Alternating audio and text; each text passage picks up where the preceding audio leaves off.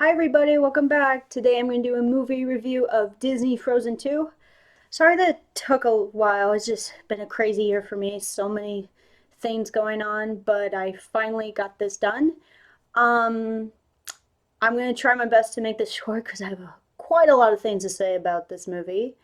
And before I talk about my review about Frozen 2, I'm going to briefly tell you about how I felt when I of the first movie. So my thoughts about Frozen, I have a love and hate relationship with Frozen.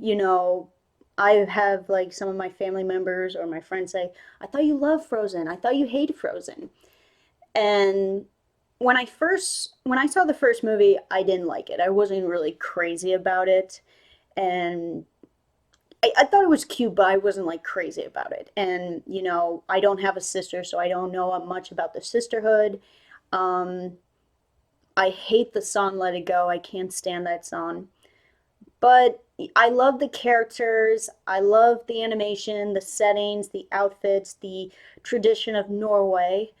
Um, it took me a few years to like this movie. The first few years, I just could not stand this movie. I did not, to this day, I still don't understand how is Frozen so popular, how it was around the time it was the first animation movie to be the top five box office list of over $1 billion, and it was insane.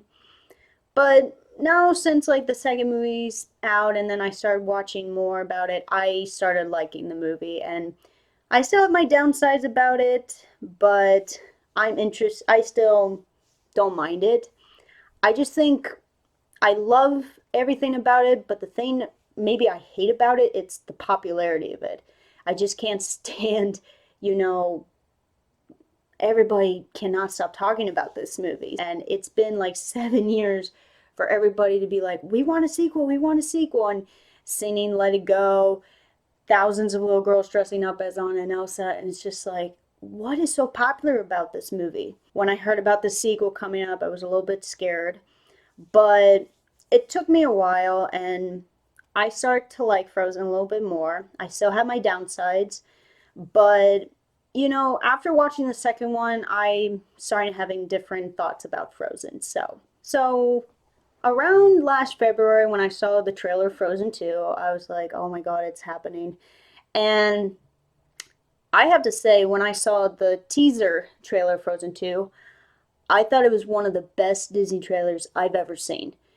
And it did not feel like a girly kitty princess movie. It felt like a superhero Lord of the Rings type movie. One scene that I was like really impressed was the scene that Elsa is running towards the ocean and fighting the waves.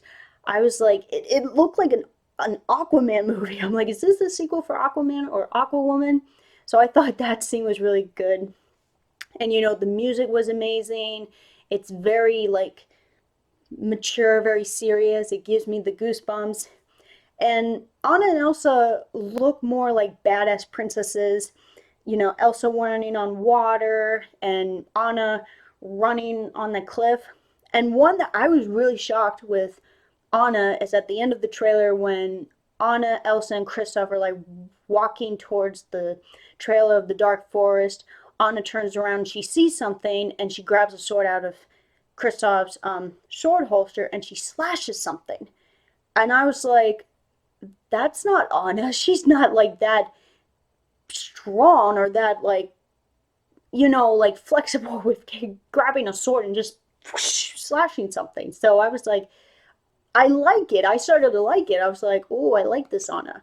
So when I first saw the trailer, I felt this movie was going to be more serious, and I thought it was going to be better than the first movie, and it was not going to be very girly, very princess like the first movie was. And I was actually very excited, and I really truly believed that it was going to be better than the first movie. And then when I saw Frozen 2, I had to say I have a lot of things to say about Frozen 2, that it focuses a lot on Elsa's powers and her past, focuses on Anna and Elsa's parents, of from the beginning of the first movie of how Anna and Elsa, as little girls, Elsa instructs Anna with her powers, and like the parents know about her powers. And then there's a scene that like they go on the ship, and then their ship crashes and sinks, and that's how they die. So we kind of ended that one in the first movie. So they're focusing more about the parents, about, their journey and how they know about Elsa. And in Frozen 2, there was a lot of similarities I saw from different movies. Like this, like I said, the movie, like the setting of the Enchanted Forest and the colors of the fall, it felt really like Lord of the Rings, The Hobbit. I don't know why, but it just gave me that feeling. And then there was one scene that was very familiar from Avengers Infinity War, and I think some of you might know what it is. But I also like there was some Norse mythology in this movie, and some of you may know it was the water horse.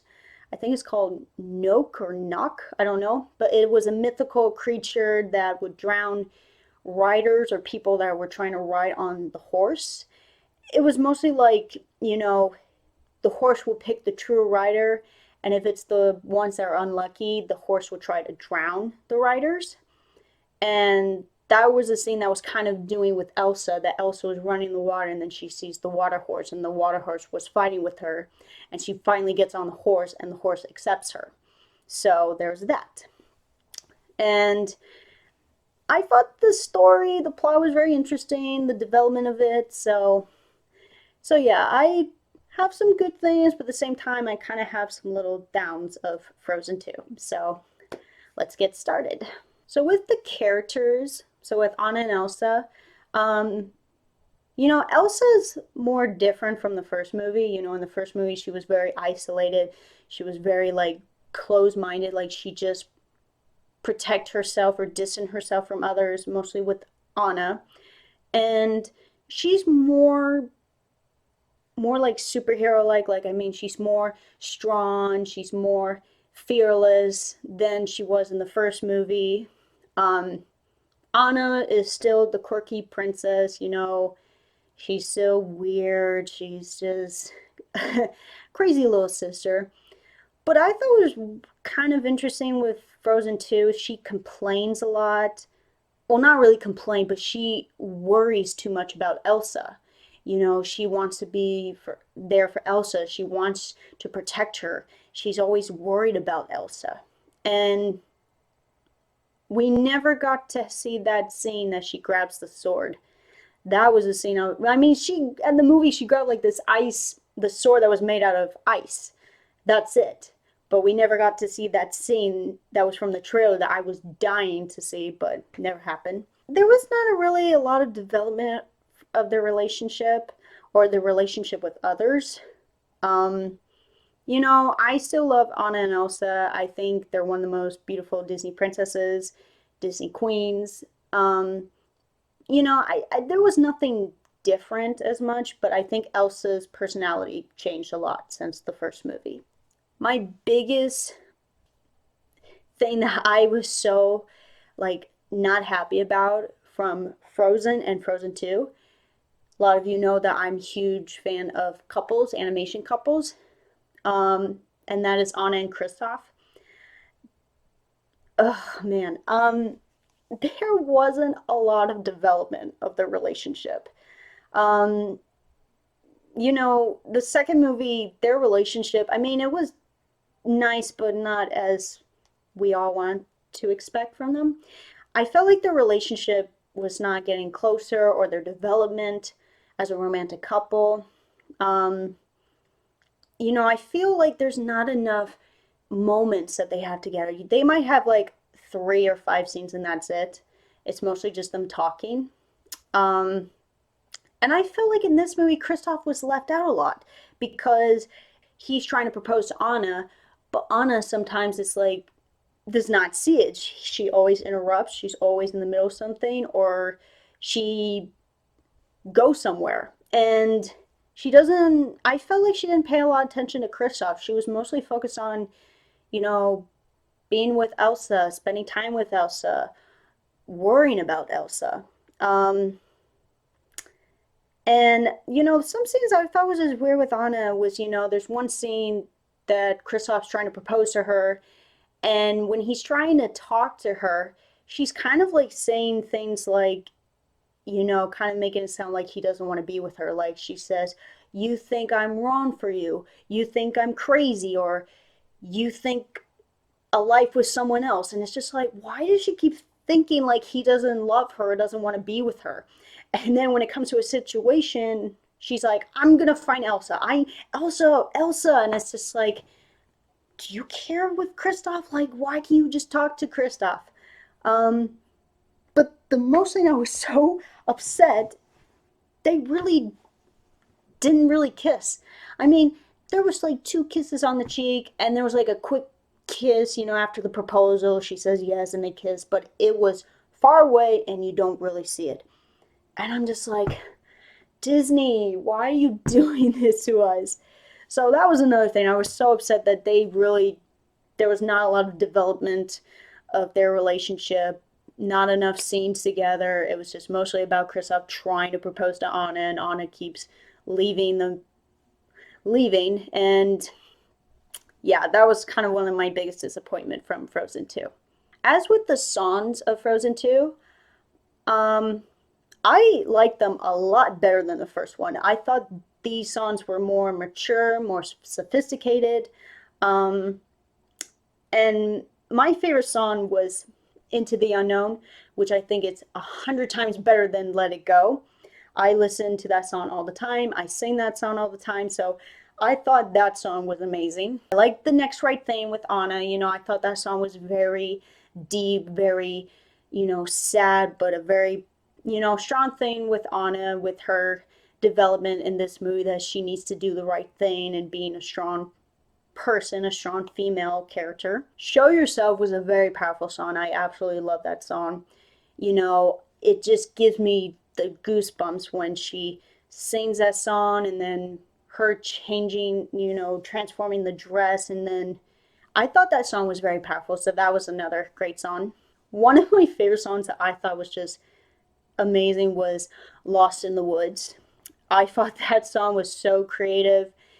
I thought it was pretty hysterical that they made it sound very 80s theme, and just the scenes are so much 80s, like romance songs, the close shot of the face, you know, multiple shots of the person, and with Kristoff singing and the other reindeer singing with Kristoff. I just thought it was so funny. I absolutely love the song, but just the scenes, and how the cinematography of the 80s theme I thought was amazing. So I thought that song was really, really well done, and it's just I I really love it that they make it very 80s themed. So I thought it was a really good job for them. With the animation, I truly believe Frozen 2 was one of the most beautiful animation movies ever. Um, Everything was so realistic. Like, it looks so real by the outfits, the dresses, you know, on an Elsa's hair, and the Enchanted Forest, the Dark Seas, Holland, the oceans, the water horse. I thought everything looked so beautiful, so um, realistic. It was beautiful. It was such a beautiful animation, and everything about it was very beautiful, multiple colors, very fall season. As far with the story, this is kind of like some things that I'm like about it.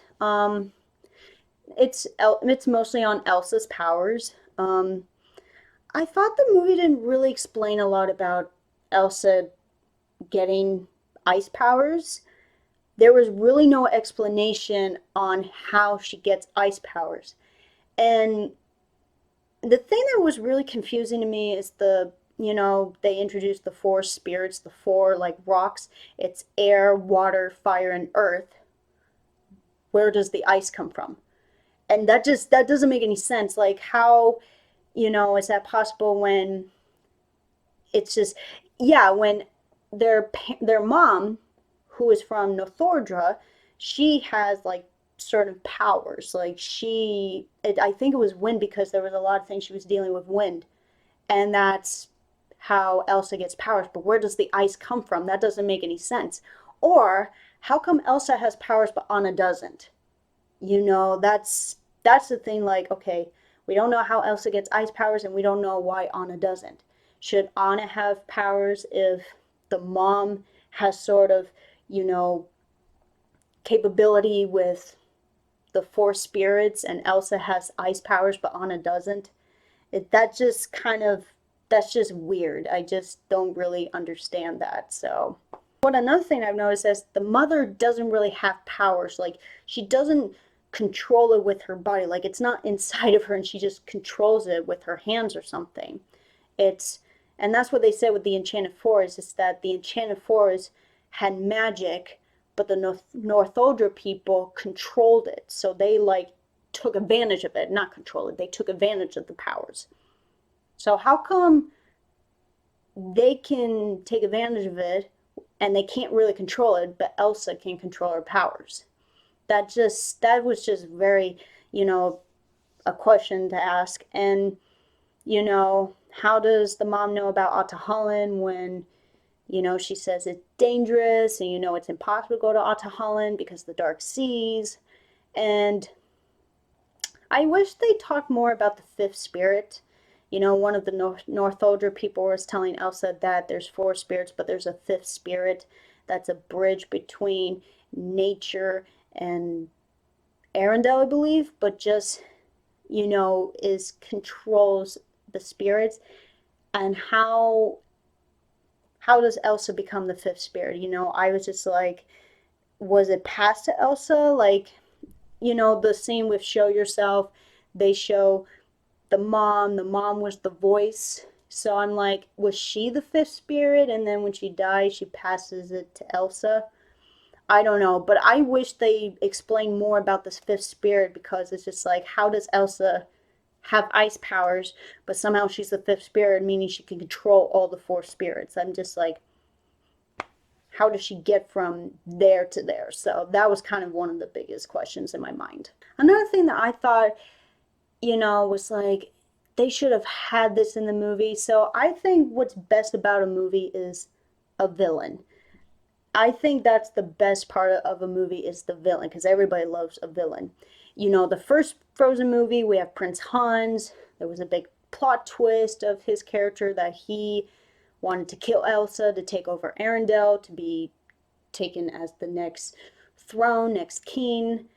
But in Frozen 2, we don't get a villain. It's just a story. It's just Anna and Elsa, Kristoff, Sven, and Olaf just go to the Enchanted Forest. Elsa just following the voice, and then she becomes a fifth spirit.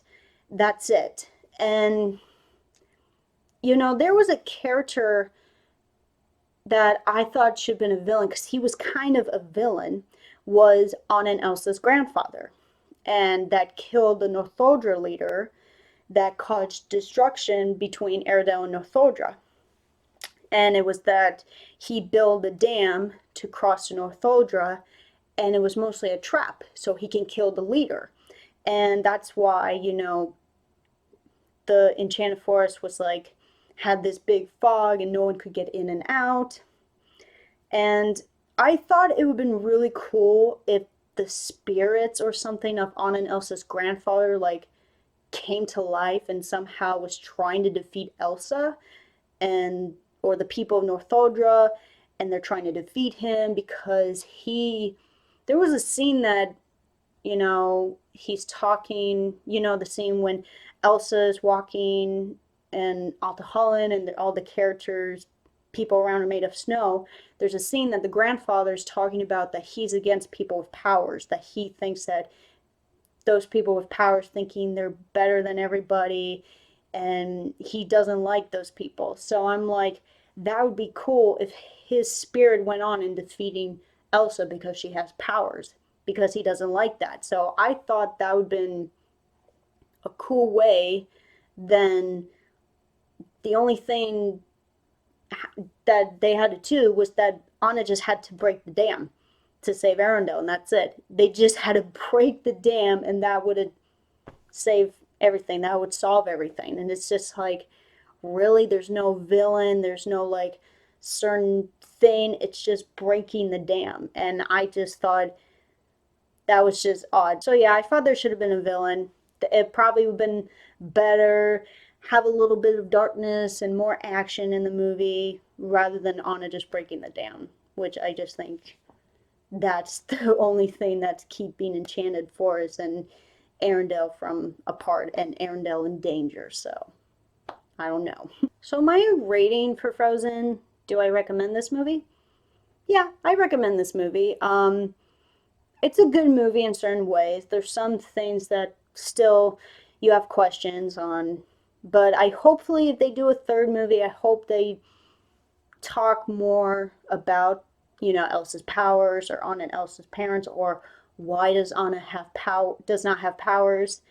Um, and besides, Frozen is a very popular Disney movie, so of course everybody's going to see this movie. It's a masterpiece.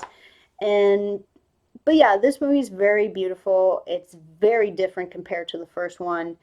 And I think it's fun to watch with your friends and family, and I think you'll sing a lot of the songs from the movie, and especially Into the Unknown. So with the Rotten Tomatoes, I give it a good tomato percentage around 70% or 75%.